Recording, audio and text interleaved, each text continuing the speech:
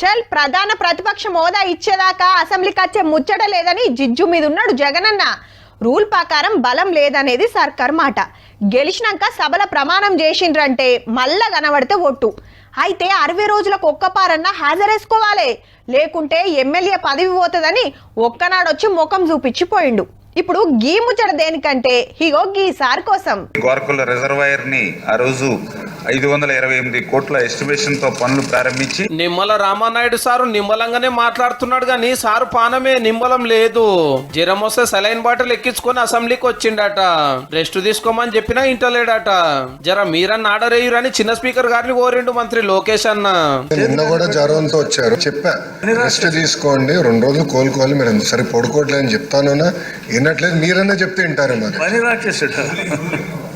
మీరన్నా రూలింగ్ ఇస్తే గానీ వింటారు. మరి BJP MLA Vishnukumar Raju sir కూడా ఇదే మాట అన్నాడు. ఆయన ఆరోగ్యం బాగున్నప్పుడు ఆయన సభకు రావటం అనేది సబబు కాదు అధ్యక్ష. శనివారాల్లో రికవర్ అవుతారు. డ్రిప్ లైన్ తో వచ్చారు అధ్యక్ష, చూస్తే ఇంకా ఉంది చేకి.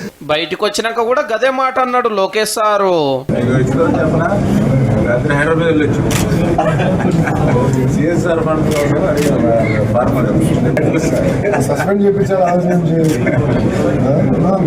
మాజీ ముఖ్యమంత్రులే అసెంబ్లీకి దుమ్మాలు కొడుతుంటే జ్వరం వచ్చినా కూడా మంత్రి సార్ వచ్చుడు తారీఫ్ చేయవలసిన ముచ్చటే.